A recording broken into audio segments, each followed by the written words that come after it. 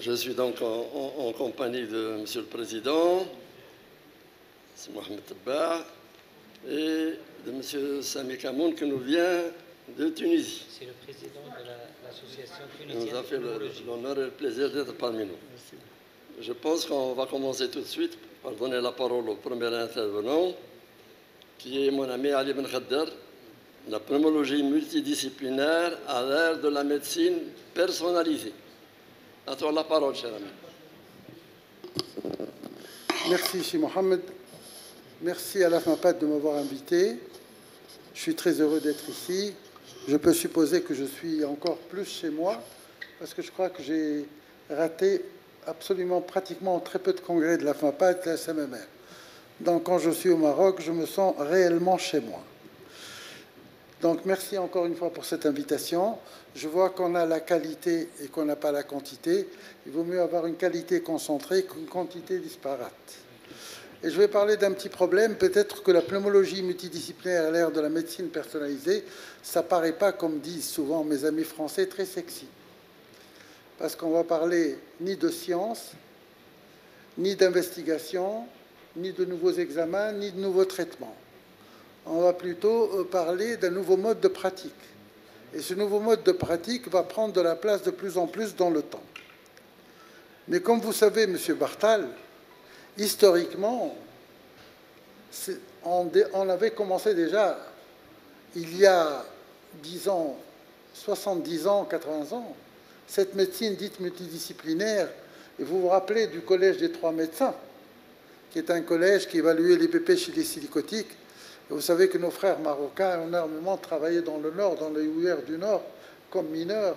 Et je pense que vous avez été certainement un parmi le Collège des 3 médecins qui devait justement établir la réparation des silicotiques, ce qu'on appelle l'IPP, l'incapacité partielle permanente.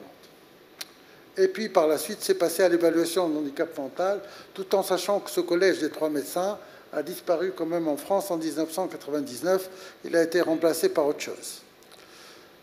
Mais l'intérêt aussi de cette médecine historiquement pluridisciplinaire, qui était la médecine réparatrice des sévices causés par le travail, c'est qu'on a eu l'étape de l'ACK, qui ont permis, si vous voulez, d'avoir les références de la spirométrie. Alors, cette étape de l'ACK, c'est l'étape de la communauté du charbon et de l'acier, sur lesquelles on a porté les références spirométriques pour réparer, justement, pour avoir les réparations des mineurs. Et puis nous, historiquement, régulièrement, on avait le staff des entrants, on avait le staff des sortants, on avait la grande visite, on avait discussion des cas avec les autres spécialistes. Vous vous rappelez qu'on prenait les dossiers pour aller voir le chirurgien, pour aller voir l'ORL, pour aller voir le gastro. Donc on la faisait, c'était peut-être pas aussi structuré, mais on la faisait comme ça. Et puis on avait le staff hebdomadaire du service, où on se faisait souvent crier dessus par le chef de service parce qu'on avait oublié d'établir une observation de qualité, et tout ça au profit du malade avec une concertation. Mais on était quand même en monodisciplinaire la plupart du temps, on n'était pas en pluridisciplinaire. Et puis vous voyez que la base était quand même à l'époque le colloque singulier. C'était médecin, malade, malade-médecin. Et puis petit à petit, on a introduit la concertation. Et puis avec la concertation, on a introduit la décision plurielle. Et bien, cette décision plurielle qu'on voit ici, c'est ça la pluridisciplinarité. C'est-à-dire que la décision va être prise par un groupe de médecins, et ce groupe de médecins, en quelque sorte, ne sont pas des médecins quelquefois de la même spécialité, mais qui ont des spécialités dites complémentaires. Alors il y a un changement de paradigme, comme vous voyez.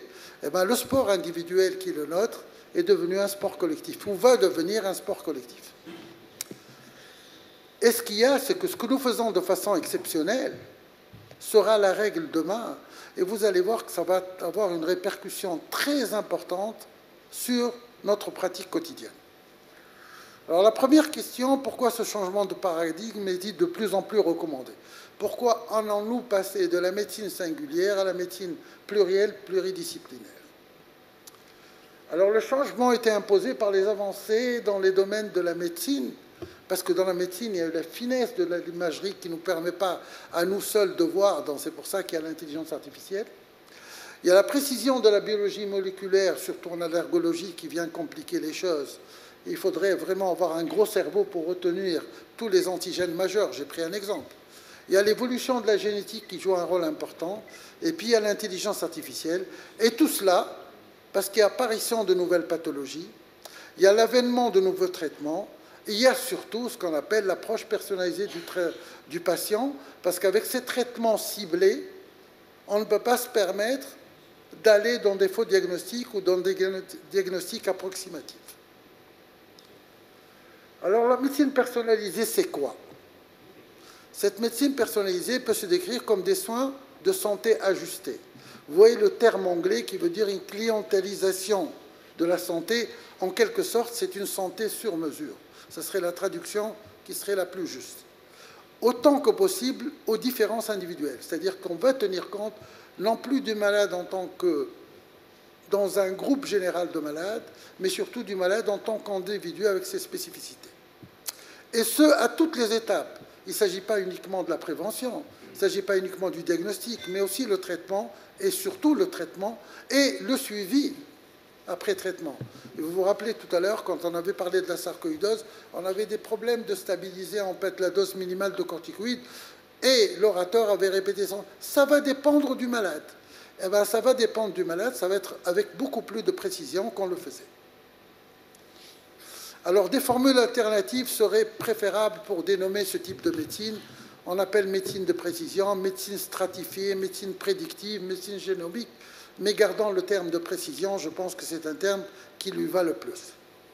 Alors, la médecine personnalisée en pneumologie, particulièrement, va viser à caractériser les maladies respiratoires de chaque patient de manière spécifique, en utilisant des outils, ça ce qui est important, de diagnostic avancé et des technologies de pointe.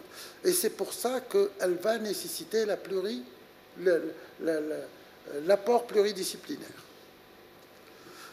Cette approche reconnaît, et ça c'est très important, que chaque individu a des manifestations cliniques, des réponses au traitement et des pronostics différents, même s'ils souffrent de la même maladie. D'ailleurs, dans ce qu'on apprenait avant pour nos questions d'internat, c'était les formes cliniques. En fait, les formes cliniques avaient quelque peu de spécificité. La forme du sujet âgé, la forme de la femme enceinte, la forme des exacerbateurs. Donc tout cela va permettre, si vous voulez, d'avoir une approche très ciblée du patient. Alors, quel est le bénéfice? Le bénéfice, c'est qu'on a la précision diagnostique dont j'ai parlé. Mais si on va avoir des stratégies thérapeutiques ciblées, des gestions spécifiques des comorbidités, parce que le diabète, c'est le diabète. Mais diabète chez un sujet BPCO n'est pas celui de l'asthme, n'est pas celui des PID. Et même chez les mêmes sujets qui ont des PID, ils ne vont pas avoir les mêmes répercussions. Donc, gérer la comorbidité en fonction du patient. Et puis, surtout, suivi et gestion personnalisée. Vous voyez que la médecine des précisions, dans la tête de certaines personnes, elle s'arrête à une thérapeutique ciblée. Eh bien non, le suivi et la gestion personnalisée sont aussi importants que le traitement et que le diagnostic. Alors, précision diagnostique, c'est l'approche pluridisciplinaire qui va favoriser une évaluation complète du patient en impliquant des spécialistes de différentes disciplines, mais aussi de valences diverses dans une même discipline. On aura besoin, par exemple en pneumologie, d'avoir quelqu'un qui va avoir une valence de pneumopathie interstitielle, quelqu'un qui aura une valence d'HTP, quelqu'un qui aura une valence de maladie obstructive, quelqu'un qui aura une valence de maladie infectieuse. Donc, c'est une évaluation approfondie individuelle de patients qui va tenir compte de l'histoire clinique, le profil génétique, les antécédents familiaux et surtout l'exposition environnementale, sachant que l'environnement, maintenant, va faire un facteur inducteur épigénétique très important, les habitudes de vie, et cela sur des tests diagnostiques avancés en rapport avec des techniques de pointe. Les stratégies thérapeutiques ciblées vont mettre en évidence les caractéristiques toujours individuelles des patients pour sélectionner les traitements les plus efficaces et les plus adaptés aux états respiratoires. Parce que vous pouvez avoir des traitements qui sembleraient efficaces pendant la biothérapie. Est-ce qu'on va mettre les anti-IgE, les IL-5, les IL-4? Qu'est-ce qu'il faut choisir parmi ceux-là? Et ça, c'est un phénomène qui est un phénomène important dans les stratégies thérapeutiques ciblées. Donc, cette thérapeutique va être, si vous voulez, va reposer sur l'identification des biomarqueurs, des profils génétiques et d'autres caractéristiques moléculaires. La gestion des morbidités, dans le cadre de la médecine personnalisée, il est essentiel de prendre en compte dans l'évaluation de la gestion des patients atteints des maladies respiratoires. Une cardiopathie n'a pas le même sens qu'une insuffisance rénale. Donc il faudrait gérer spécifiquement beaucoup plus un cardiopathe associé qu'un insuffisant rénal. Donc ça, c'est un élément très important. Un diabétique, vu les prescriptions de certains traitements, va avoir une place beaucoup plus importante. Ceci étant, il ne faut pas négliger les autres. Mais spécifiquement, il faut accorder plus de place à ces comorbidités qui sont différentes de ce qu'on appelle les multimorbidités. Parce qu'un malade peut être morbide, multimorbide, parce qu'il a beaucoup de pathologies, mais quand c'est comorbide, c'est qu'il y a interférence entre les pathologies.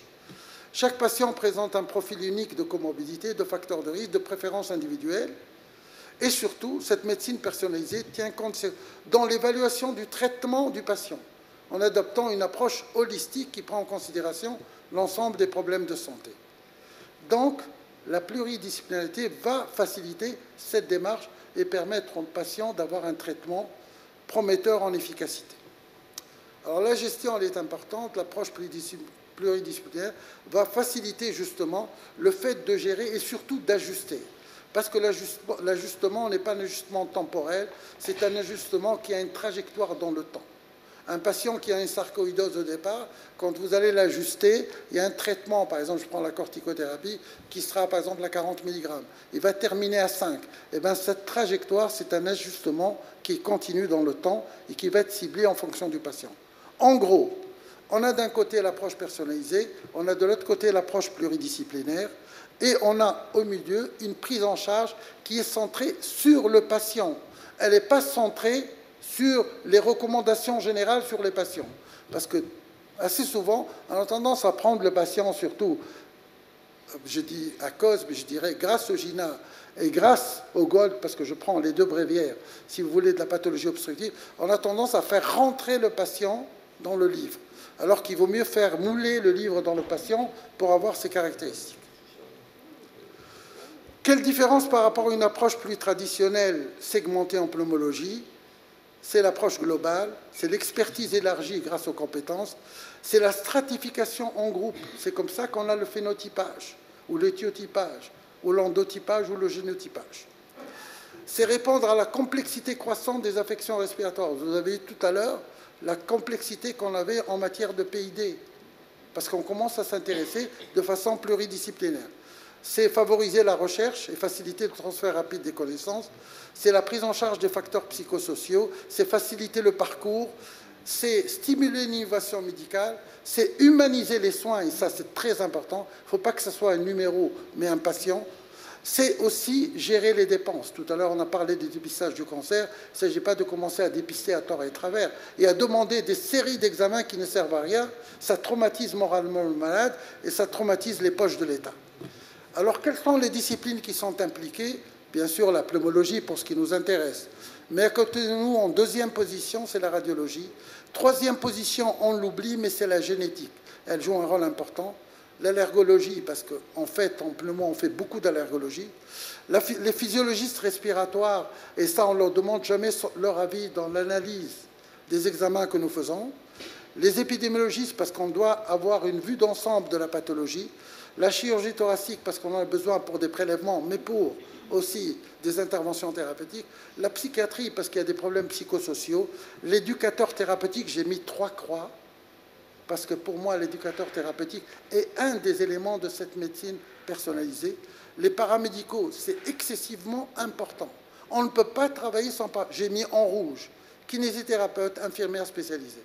C'est vraiment les chevilles ouvrières. Sans ça, on n'aboutira pas à un bon résultat. Donc, vous voyez qu'on se dirige de plus en plus vers ce modèle de pratique. Alors, quel moyen, quel outil?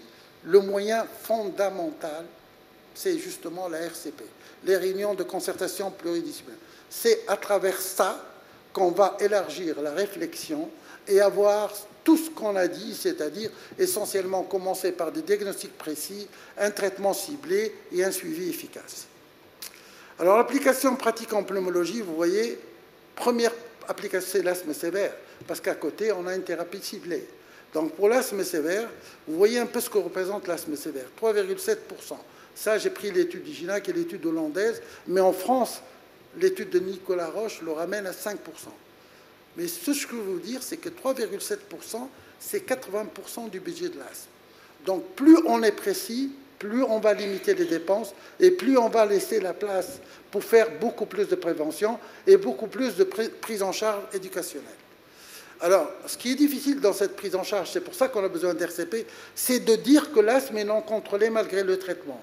Ça paraît évident, mais dans l'RCP, on s'est amusé à faire une étude.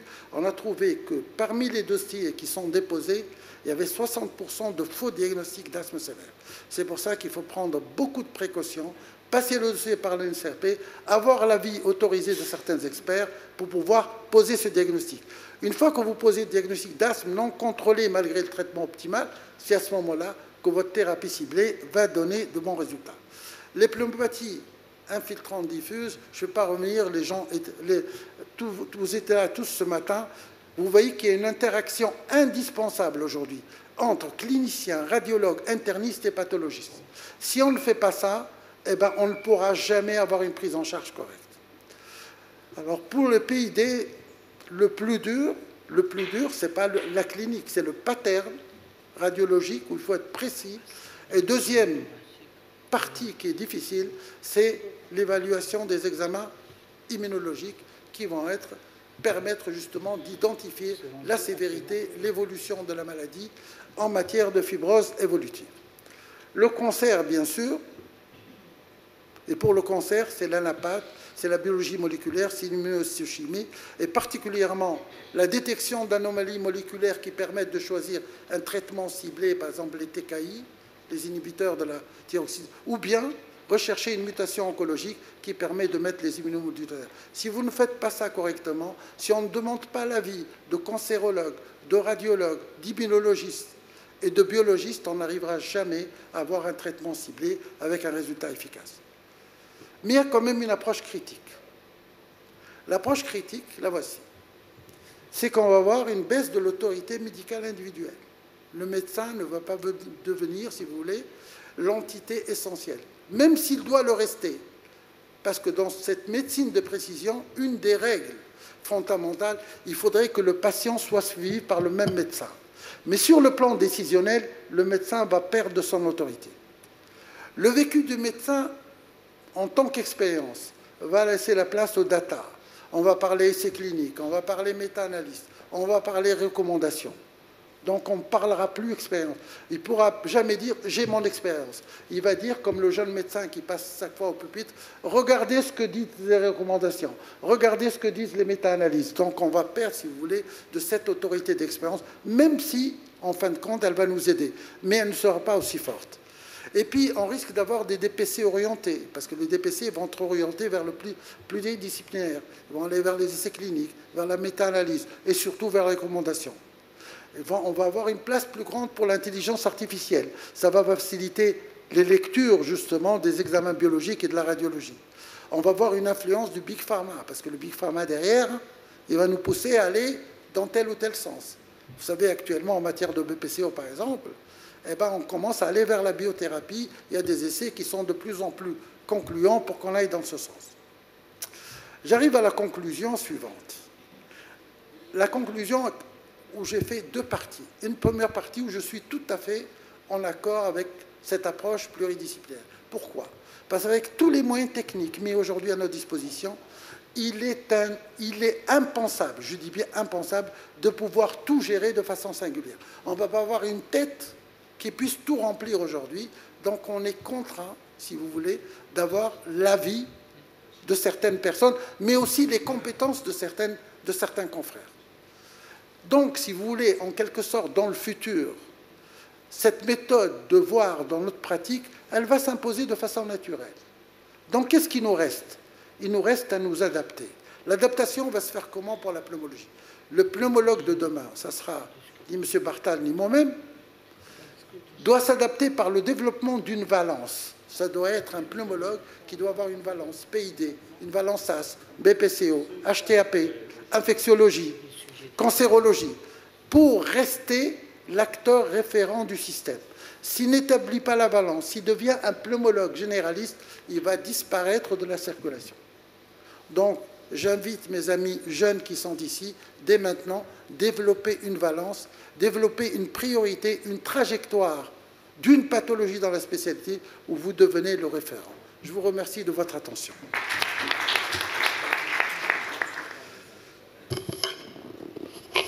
Merci, cher ami, pour cet exposé pédagogie. Enfin, il y avait de tout, comme d'habitude, mais du tout concret. Et merci pour le rappel historique, parce que les jeunes ne connaissent peut-être pas comment a commencé cette pneumologie personnalisée. Eh bien, la discussion est ouverte.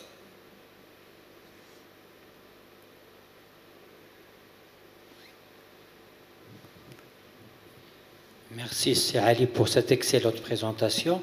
Ma question, est-ce qu'on ne va pas vers une médecine de riches et une médecine de pauvres?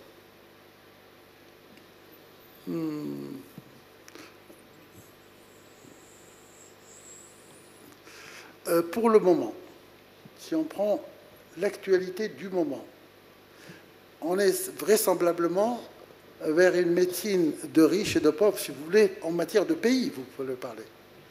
Bien sûr, on ne peut pas se permettre, nous, par exemple, je prends l'exemple de la Tunisie, on n'a pas accès à la biothérapie. D'ailleurs, je vais présenter un papier qui est intitulé « L'asthme à défaut de biothérapie ». Donc, qu'est-ce que j'en fais dans l'asthme sévère à défaut de biothérapie? Mais ceci étant, on ne peut pas aussi priver les patients d'une arme thérapeutique qui puisse leur donner un confort de vie meilleur que ce qu'on avait. Et je pense qu'on va s'adapter. On va s'adapter obligatoirement. Moi, je vais vous rappeler, M. Bartal le sait, quand il y a eu la rifadine au départ, on n'avait pas accès à la rifadine. On est resté pratiquement jusqu'aux années 80 en train de traiter les malades avec du PAS et des thionamides. Et après, forcément, c'est l'OMS qui a fait l'effort de trouver la solution. Je pense que lorsqu'on va trouver des thérapeutiques ciblées qui auraient démontré au cours du temps qu'ils sont efficaces, c'est le système international qui va faire qui seront distribués. La trithérapie dans le VIH, maintenant, elle est partout dans le monde. Alors qu'au départ, elle était réservée à une petite partie. Je crois qu'il faut dire riches, pauvres, il faut dire que peut-être les pays moins nantis auront un délai de latence un peu plus lent. Mais on va y arriver forcément. On ne peut pas faire autrement. Et même le monde ne peut pas faire autrement. Donc, je pense qu'il faut regarder la chose de façon optimiste en se disant on doit se préparer justement à avoir ces produits. Parce que si on attend que les produits arrivent pour se préparer, on va perdre encore beaucoup plus de temps. Donc on doit être toujours à jour pour pouvoir les avoir. D'où on a commencé avec l'omalizumab et on était prêt pour le faire et vous-même vous avez l'omalizumab et vous êtes prêt pour le faire. Je pense qu'il faut, en matière de pathologie personnalisée, se préparer à l'être.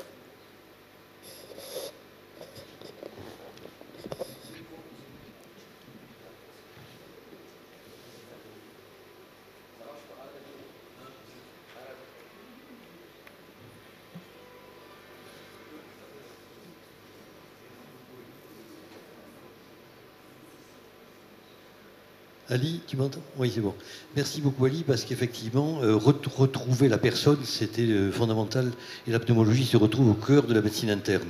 Et ça, je pense, c'est important de le rappeler. Ce qui nous choque, effectivement, et c'est pour ça qu'Abdelilia est intervenu, je pense, c'est que c'est venu un petit peu de Big Pharma avec nous faire croire qu'on ne faisait plus de médecine personnalisée et faire penser que ces thérapies ciblées, c'était l'avenir et strictement l'avenir. Alors que de tout le temps, la médecine a toujours été personnalisée et ne peut qu'être personnalisée. J'ai l'habitude de dire qu'entre l'allergologie et la médecine interne des relations de l'homme à son milieu extérieur et l'évaluation à l'effort et le sommeil, la pneumologie est au cœur de la médecine interne. Mais je pense que ce que tu as dit qui est fondamental pour moi, c'est que toutes ces technologies sont tellement diverses que c'est pour pouvoir faire la synthèse de cette diversité qu'on a besoin de ces réunions-là.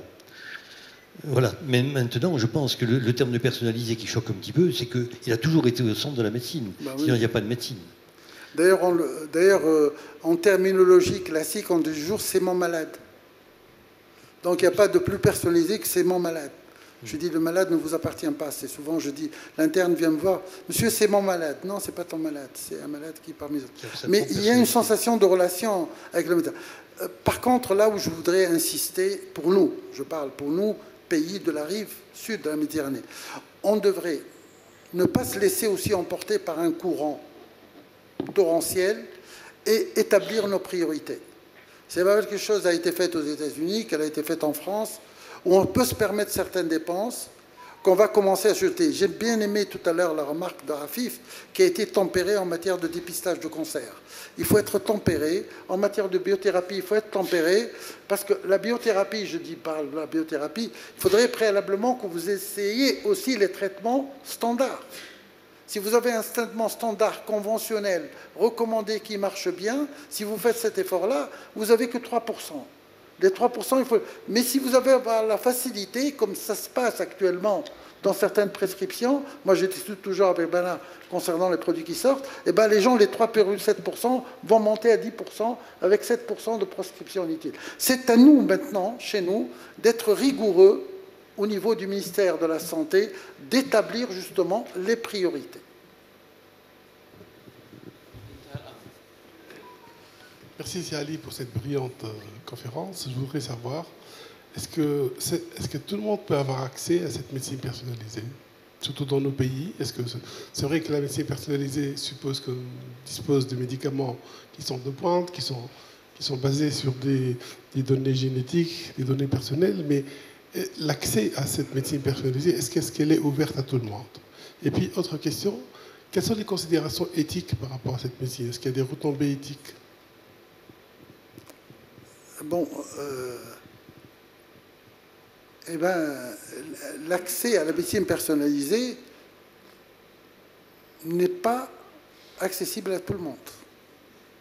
Et je te dirais même, en France, il n'est pas accessible à tout le monde.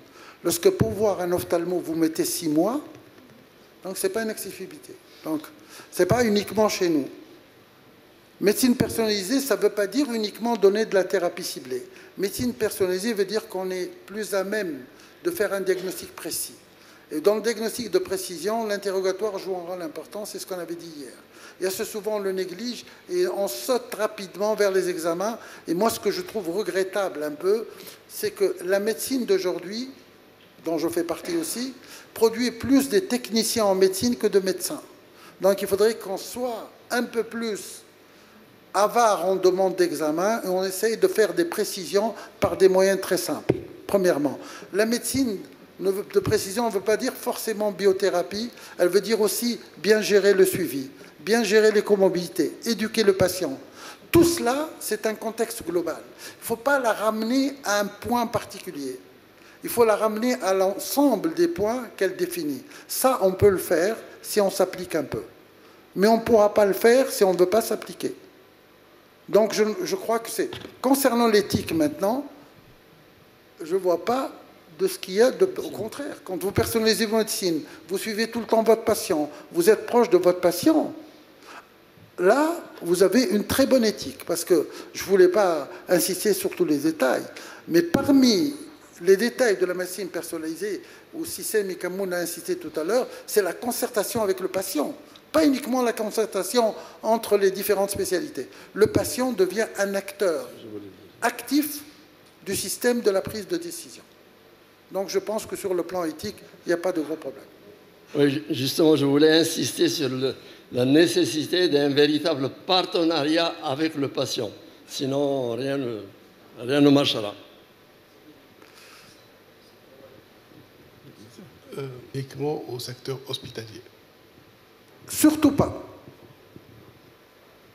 La médecine personnalisée, c'est une médecine qui est ouverte justement à tout le monde. Il ne faut pas la ramener, justement, on dirait que c'est une approche méthodologique. Ce n'est pas une approche scientifique, c'est une approche méthodologique. C'est une autre façon, pas une autre façon, c'est une façon d'améliorer le rapport qu'on a avec le patient. Et c'est les premières lignes qui sont encore plus importantes. Une médecine personnalisée faite par les médecins généralistes est aussi importante que celle qui est faite par les médecins spécialistes. Les médecins libéraux, c'est encore plus important, peut-être, parce qu'ils sont en première ligne que les médecins universitaires. Elle peut être améliorée nettement par l'hôpital, parce que l'hôpital a plus de structures pour l'améliorer, pour la faciliter. Mais il ne faut pas la réserver à un cadre médical et en exclure d'autres. Oui, c'est Ali. Oui. J'ai une petite remarque. Pour la médecine personnalisée dont tu parles, moi je pratique cela dans ma région. Il faut un grand centre où il y a, dans une ville, où les gens peuvent accéder, peuvent communiquer par... soit ils se déplacent pour se réunir pour des dossiers, soit par vidéoconférence.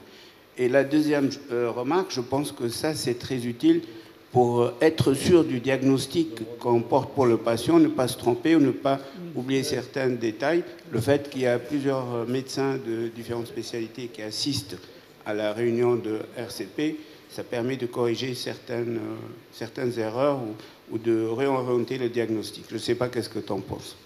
Moi, je pense que d'abord, il ne faut pas la globaliser à toute la pratique médicale. Si vous avez quelqu'un qui vient vous voir avec une angine à point blanc que vous examinez et qui nécessite une prise en charge d'une amoxicilline, vous n'avez pas besoin d'aller voir 50 confrères. Mais je pense que pour certaines pathologies complexes, où vous avez des difficultés de diagnostic, où vous avez des remises en cause thérapeutiques, ça c'est très important. Et pour ça, nous avons actuellement 3 plateformes qui font par exemple des PID. Nous avons 3 plateformes qui font des asthmes sévères, puisque vous avez à côté de vous un expert de l'asthme sévère. Nous avons une plateforme qui fait du sommeil pour un petit pays de 10 millions d'habitants. Nous avons 3 plateformes qui font de la cancérologie. C'est là, à mon avis, où la médecine personnalisée peut jouer un rôle important. Mais il ne faut surtout pas essayer de généraliser à toutes les pathologies. On ne s'en sortira pas, parce que n'oubliez pas que c'est une médecine chronophage. Et c'est une médecine financièrement qui nécessite beaucoup plus de dépenses. Donc, il faut rester aussi mesuré et la réserver à un certain cadre pathologique ou à un certain cadre médical.